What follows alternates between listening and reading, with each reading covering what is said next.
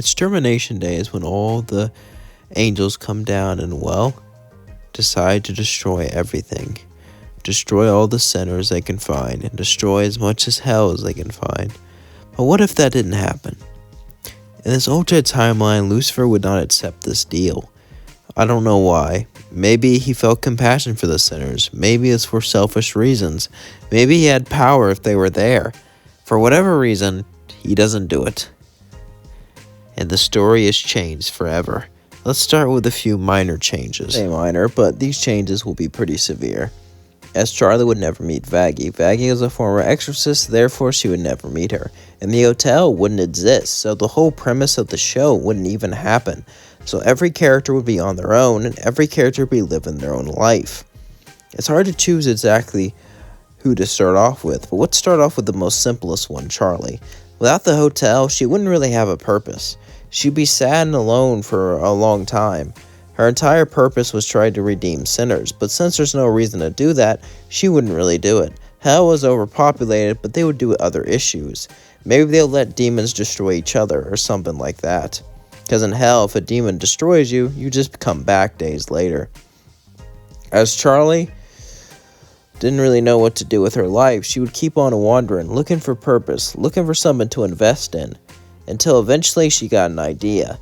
As she decided to get involved into politics, the politics of hell. Charlie would go to Lucifer. She would knock on the door. Lucifer would open it and say, "Charlie, I'm not feeling the best right now. Of course, I can make time for you. What is it?" Charlie would then say, "I want to be more involved with politics. You barely even go on the council." As he would say, the council, all that is a bunch of sins. As the council was of the 7 deadly sins, who would make decisions in Lucifer's accents. Since Lucifer didn't really care about hell that much anymore, since he was busy on his own projects, mostly rubber duckies that breathed fire. As in Charlie would say, "Please," Lucifer would say, "Alright, I'll let you go to a meeting in my place, but don't screw this up." Charlie would nod as she would walk off, as Lucifer would sigh and say, "She grew up so fast." As then we cut to a meeting. As Charlie would attend the meeting, not really much would happen. It would be boring, but she would meet most of the sins. As Charlie would get more involved in politics, however, there's someone else who would have a much darker life without the hotel. One that, well, really makes them feel like hell, which is fitting, I suppose. As we cut to Angel Dust. Angel Dust was named after his substance, as he worked for a pimp named Valentino. His job, well, I can't really say it on YouTube, but you probably know what it is. Being used by others, being seen as an object, being seen as a tool. Angel's life was a living hell. But the hotel allowed him to escape. The hotel allowed him to become better and to have a safe place to live. Without that hotel, he doesn't have that though. An Angel wouldn't be able to move out of Val's place, as he would be stuck there under Val's influence, as his life only became worse and worse and worse. One day, Angel would be with his friend, Cherry. As Angel and Cherry were talking, Cherry would say, "Why don't you just run away?" Angel would say, "I can't. I signed a contract with him." As Valentino was on Angel's mind, Angel was scared of him. He controlled every aspect of his life, as he would look at Cherry and say, "Don't you get it? I signed a contract. He owns my soul. That contract's only void until he's gone. Once you get rid of him, he won't own your soul anymore, Angel. Also, that only happens when he's in the studio. If you catch him outside the studio, you can fight him. That's true, but he's a lot stronger than me. We just need a plan. Come on now." Cherry's been trying to talk Angel into fighting back for a long time, but he's simply too scared. He's been too psychologically traumatized. Eventually, he would nod, as Cherry and Angel would start to come up with a plan to get rid of him. Come up with a plan to get rid of Valentino. As that was going on, we cut to someone else whose life will be more interesting. We'll go back to Angel and Cherry in a bit, but for now, let's focus on the radio demon. His life would be, well, the same, yet different at the same time. As Alastor and Cannon would, well, he would be a killer. He would be a man who would take other people down and destroy them. But he also had his soul owned by someone else, and no one knows who owns his soul in the show, as he was forced to help out the hotel, being a servant to someone else.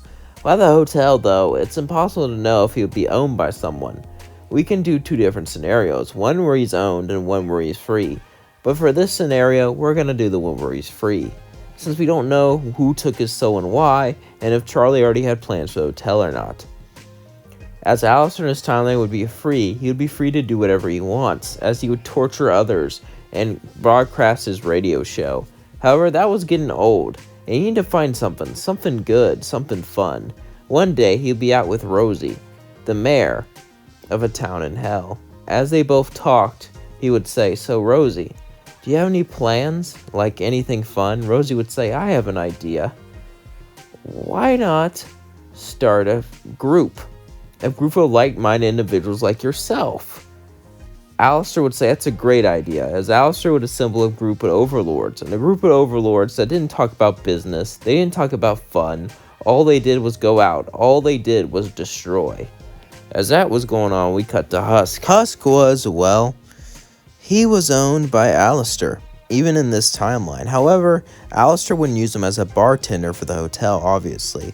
Husk was a talented gambler, and even could run a bar and a casino, so Alastor would have a tiny casino. He didn't care much about gambling. All he cared about was pain and broadcasting the terrific things he's done. But he would need to pay for that, so Husk would pay for it with his small casino, as Husk would send a small amount of his money to Alastor, and Alastor would come and torment him every once in a while.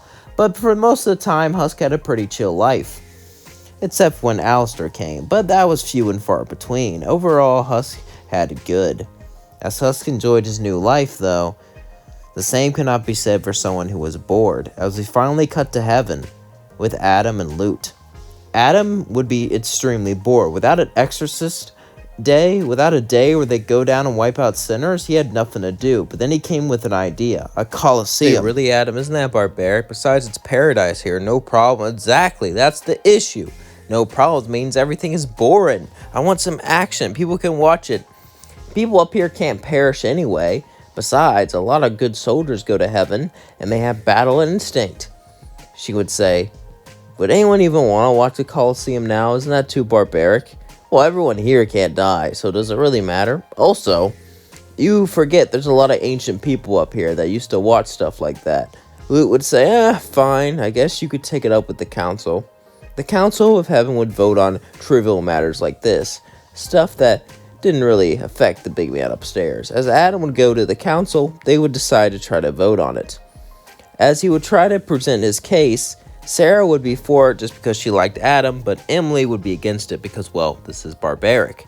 They would argue and argue and argue, but eventually a coliseum would be built, as angels would fight each other and destroy each other, as they would push each other's limits. This is how they got out their aggression, because there's a lot of aggressive people in heaven. I know that you might not think about it like that, but think about it like this. There's a lot of cops, a lot of soldiers, and a lot of stuff like that who probably have a lot of aggression, but done the good thing for whole life. Definitely need a way to blow off some steam, as we finally get to Angel, as Angel would want to get rid of his pimp. However, things would not be going too well for him. After all, Val was a very powerful overlord with great power. The only way to destroy an overlord permanently is with an angelic weapon. And since the exorcist never happened, there would be no angelic weapons in hell, meaning there would be no way to get rid of him permanently. However, if he loses to another overlord, that could work. Angel and Cherry would go to someone, Alastor. As Alastor would look at them both, he would say, "Why should I help you?"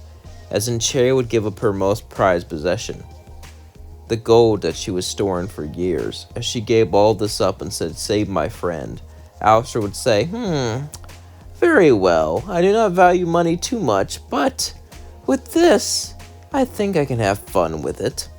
As then Alastor would go off to fight Valentino to get back Angel's soul. As Alastor was, well, he was ready, as he was a pretty confident overlord, and even though Val was one too, Alastor's been here for far longer. He just knew he had to take him out quickly before things got hazy. As then Alastor would walk up to Val and say, How about a little wager? If I win, I get any contract you want. If you win, I'll work for you. Val would say, the great radio deal working for me, deal. However, as then Alastor would start to punch him and start to beat him up as soon as he said that, as Alastor would turn giant and summon black orbs around him to try to hit him. As then, Val would summon golden chains and try to whip Alastor and begin to pull out some blasters to try to blast him. It was a tough fight, both going all at it, as Alastor would turn giant and try to stomp on Val, as Val would run up him and punch him. However, Alastor had more experience, and Val relied on influence and manipulation, while Alastor relied on pure power, so just by saying that, you could probably tell who would win in a fight. As Alastor would slowly get the upper hand and beat him, Angel was free, as Angel would say, thank you, Alastor. Alastor would say, I didn't free you, all I did was put you under new management, as he started to laugh. Hope you all enjoyed that. Don't forget to like, comment, subscribe, and share with all your friends. I hope you enjoyed this video, because this video was fun, you know. Definitely a fun video. Definitely had me smile. It was very, you know, maybe had to be more creative with things, which, you know, I like. This is kind of like the show, but not the show, and I feel like there'll be more drama with certain characters. I didn't mention some characters just because, well, they're kind of all around the hotel, and they'll just be their old selves, you know what I mean? I should have just made Angel's life way harder and suffer, but, you know, I just couldn't do that. I like the character too much, so I couldn't just make them suffer forever. I mean, I guess I could, but I feel like that wouldn't be like a satisfying thing for them, so I just decided to do that. Even if it's a little unrealistic there, I'm not gonna lie, but yeah. So yeah, I guess, you know, it's getting late. Before I go, I just want to hope that you all had a good day, or good night, or whatever time you're watching this, you know. Hope you're having a good day. I hope everything's going well for you. Because even though I don't know who you are, who's watching this right now, I know that, well, we all need a good day, you know what I mean? We all need things that bring us together. We all need things as humans. And I hope my videos brighten people's day, because that's all I want to do as a YouTuber, is just make people smile a bit more. I hope I made you smile. Peace out. Love you so much. Thank you for being here. Thank you for supporting me. You mean the world to me. Goodbye.